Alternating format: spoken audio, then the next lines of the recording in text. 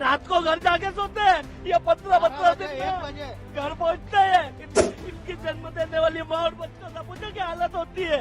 हम ये चाह रहे हैं, हम किसी सरकार कानून के विरोध में नहीं है, क्या हालत होगी सब के लिए करते हैं। जो टक्कर लगाता है और जो विक्टिम है उसको मरने के लिए छोड़कर पुलिस या अस्पताल को सूचना नहीं देता है और फिर पुलिस पकड़ते लाती है, हिट एंड रन केसों में 10 साल की सजा का प्रावधान हमने किया। पिछले 1-2 दिनों से आप लगातार न्यूज़ में देख रहे होंगे, कुछ बस और ट्रक ड्राइवर्स लगातार प्रोटेस्ट कर रहे हैं, या कह सकते हैं बड़े और कॉमर्शियल व्हीकल्स जो हैं उनके ड्राइवर्स प्रोटेस्ट कर रहे हैं। इसकी वजह है मोटर व्हीकल एक्ट में causing death due to negligence में अमेंडमेंट। तो सबसे पहले मैं आपको बताता हूँ क्या अमेंडमेंट हुआ है और पहले क्या था। तो सबसे पहले कॉजिंग डेथ बाय नेग्लिजेंस जो सेक्शन 304A के अंडर में आता था उसमें 2 साल की सजा थी। आप यहाँ पर कॉजिंग डेथ बाय नेग्लिजेंस में नेग्लिजेंस का मतलब तो समझ ही रहे होंगे, अनजाने में हुई गलती।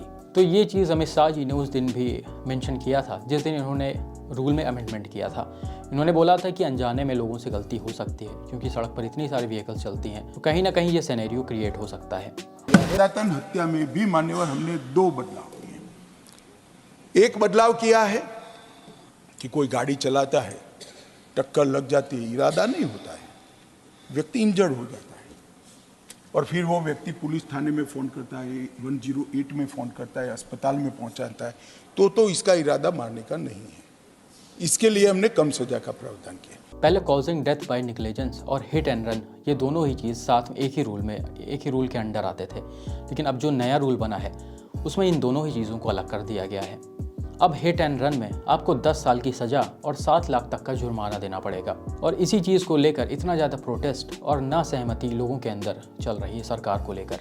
मैं ना यहाँ पे रूल को डिफेंड करने आया हूँ, ना प्रोटेस्टर्स को डिफेंड करने आया हूँ, और ना ही सरकार से मेरा कोई मतलब है। सिंपली मैं रोड सेफ्टी से रिलेटेड बात करता हूँ, इसलिए मेरा कर्तव्य बनता है कि मैं आपको समझाऊँ कि क्या सही है और क्या सही होना चाहिए। तो सबसे पहले ये समझते हैं कि ड्राइवर्स का क्या कंसर्न है और क्यों वो प्रोटेस्ट कर रहे हैं। उससे पहले मैं आपको बता दूं कि ये जो रूल है वो किसी बड़े या कॉमर्शियल व्हीकल के लिए नहीं है, हर एक व्हीकल के लिए है जो रोड पर चलता है। तो सबसे बड़ा कंसर्न और सबसे जस्टिफाइड कंसर्न जो मुझे ड्राइवर्स का लगा वो ये है कि जब एक्सीडेंट होने के बाद ड्राइवर्स वहाँ रुकते हैं तो आसपास की जो भीड़ होती है, जो भीड़ इकट्ठा होती है, वो उन्हें मारना स्टार्ट कर देती है बिना ये सोचे समझे कि गलती किसकी है। और बड़े व्हीकल से मेरा मतलब सिर्फ कॉमर्शियल व्हीकल या ट्रक वगैरह से नहीं है। आप ये समझिए कि साइकिल से बाइक का एक्सीडेंट होता है, बाइक का कार से होता है, कार का ट्रक से होता है। तो ये एक साइकिल है जो चलता रहता है और इन सब में जो भी बड़ा रहता है गलती हमेशा उसकी ही मानी जाती है।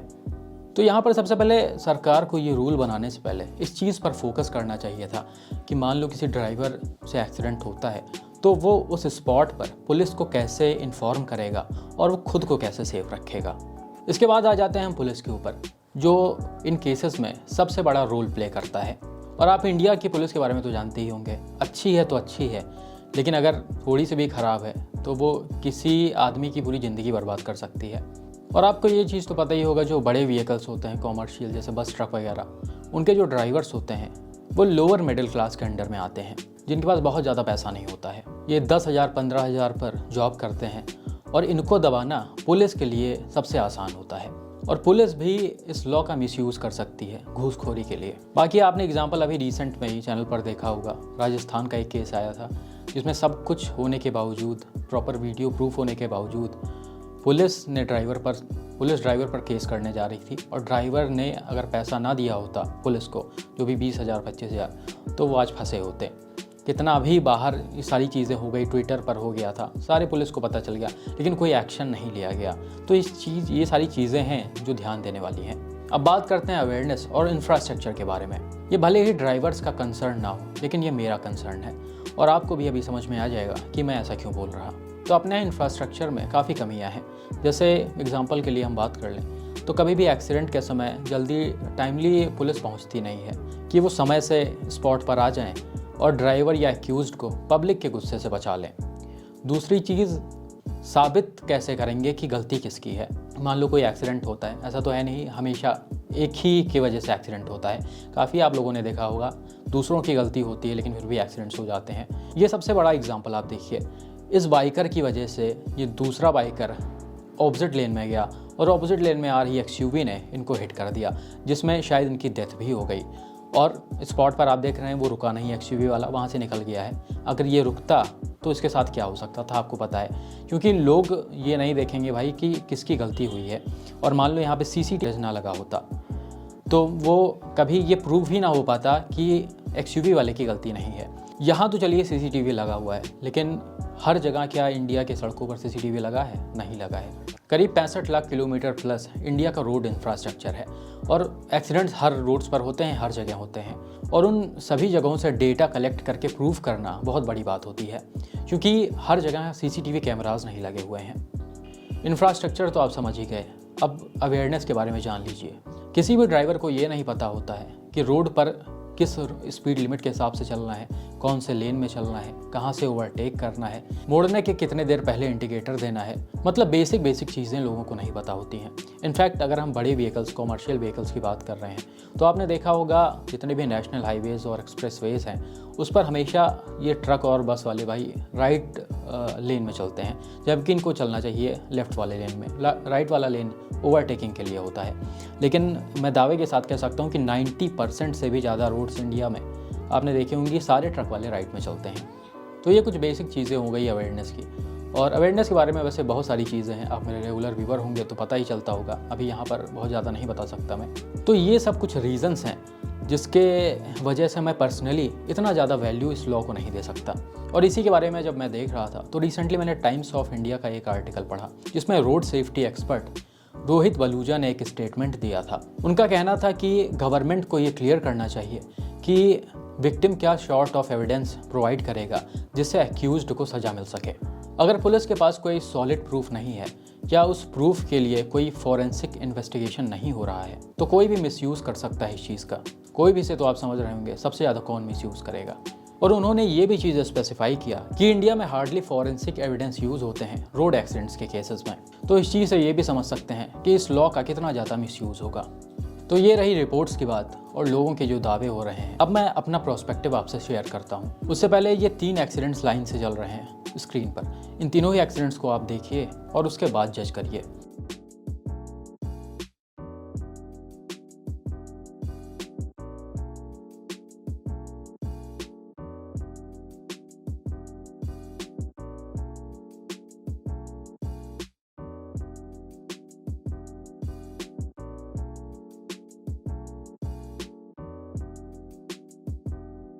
इन तीनों ही केसेस में बड़े व्हीकल की गलती नहीं है, छोटी व्हीकल की है। लेकिन अभी यहीं पर अगर एक्सीडेंट होता और ये बड़े गाड़ी वाला रुकता तो पब्लिक उसके साथ क्या करती, आप बहुत अच्छे से समझ सकते हैं। तो सबसे पहले गवर्नमेंट को यहाँ पर ये कंफर्म करना चाहिए कि यहाँ पर जो एक्यूज्ड है यानी ड्राइवर कोर्ट में गिल्टी या इनोसेंट प्रूव होने से पहले उसके सेफ्टी का ध्यान कौन रखेगा, वो भी एक्सीडेंट स्पॉट पर पब्लिक के गुस्से से। तो अब दूसरी चीज़, कोई भी ड्राइवर कैसे प्रूव करेगा कि वो इनोसेंट है, मतलब उसको क्या दिखाना पड़ेगा, क्या ऐसी चीज़ चाहिए, ये भी गवर्नमेंट ने अभी नहीं बताया है। एग्जाम्पल के लिए ये वाला एक्सीडेंट आप देखिए, इसमें एक बाइक वाला ट्रक के पीछे जाकर लड़ गया है और उनकी डेथ भी हो गई है। तो ऐसे सिचुएशन में अगर कैमरा ना हो यहाँ पे तो कैसे प्रूव होगा कि ट्रक वाले की इसमें गलती नहीं थी। और मेरा ये भी मानना है कि ऐसे केसेस में अगर ड्राइवर्स को फंसाया जा रहा है और उसके पास प्रॉपर प्रूफ है, वो साबित कर देता है कि मेरी गलती नहीं है, तो उस सिचुएशन में पुलिस को भी सज़ा होनी चाहिए जो उनको एक्सीडेंट के समय परेशान करते हैं।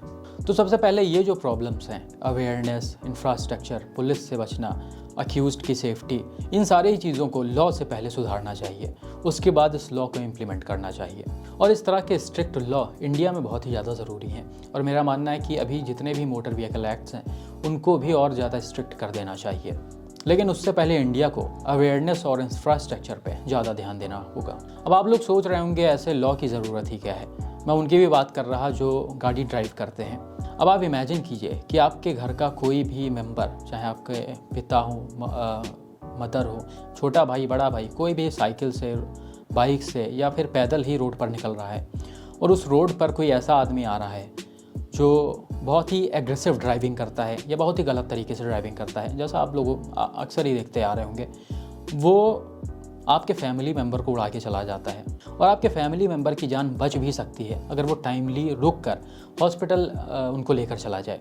लेकिन वो वहाँ से भाग जाता है। बाद में पुलिस उसको पकड़ती है, आप केस लड़ते हैं और उसको बाद में 2 साल की सज़ा हो जाती है। 2 साल कोई बहुत ज़्यादा नहीं होते हैं, 2 साल बाद फिर वो बाहर आ जाएगा। लेकिन जो आपने अपना फैमिली मेम्बर खोया है वो कभी लौट के नहीं आएगा। तो इस वजह से ये लॉ ज़रूरी है, ताकि वो आदमी ये गलती करने का सोच भी ना सके, जिससे आपको या फिर मेरे किसी के भी फैमिली मेम्बर्स को किसी गधे की वजह से अपनी जान गंवानी पड़े। तो भाई देखो यार, हम लोग एक बहुत ही ज़्यादा फ्री वर्ल्ड में रह रहे हैं, बहुत ही ज़्यादा हम लोगों को आज़ादी मिली हुई है। इसलिए जब कोई कानून बनता है ऐसा स्ट्रिक्ट, तो हमें प्रॉब्लम्स होती हैं कि कैसे होगा, क्या होगा। हमें अपने लिमिट में होना पड़ता है। तो बेसिकली मैं आपको ऐसा समझाता हूँ कि ये लॉ जो है वो पहले से था। 2 साल की सज़ा पहले से भी होती थी, अभी ये स्ट्रिक्ट हो गया है, जिसको बढ़ाकर 10 साल कर दिया गया है। और इसको स्ट्रिक्ट करना ज़रूरी भी था, क्योंकि आप ऐसे समझिए 1 साल में करीब 50,000 से भी ज़्यादा केसेस हिट एंड रन के रजिस्टर होते हैं इंडिया में, जिसमें से आधे की जान बच जाए अगर एक्यूज्ड जो है वो अगर उन्हें टाइमली हॉस्पिटल पहुंचा दे। लेकिन वही है कि लोगों के अंदर पैनिक सिचुएशन होती है और मौत का डर होता है, इसलिए कुछ लोग चाह कर भी स्पॉट पर नहीं रुक पाते हैं और भाग जाते हैं। और ये सारी चीज़ें बहुत सालों से चली आ रही हैं, और सबसे पहले गवर्नमेंट को इस पर ध्यान देने की सख्त ज़रूरत है। और ये सब सही होने के बाद ही हम लोग ऐसे लॉ को एक्सेप्ट कर सकते हैं, ताकि सबको बराबर जस्टिस मिले। बाकी भाई मैंने आपको सिंपल तरीके से समझाने की कोशिश की है कि क्या सिनेरियो है इंडिया का और ये लॉ क्यों ज़रूरी है, लेकिन उससे पहले क्या करना चाहिए सरकार को। बाकी आप गाड़ी चलाते हैं सड़क पर तो आप अपनी राय दीजिए, और गाड़ी नहीं भी चलाते हैं तो भी अपने इसके बारे में अपनी राय दीजिए। बाकी मैंने क्या मिस कर दिया और क्या ऐसा था जो मुझे इसमें नहीं बोलना चाहिए था, वो भी कमेंट में ज़रूर बताइए।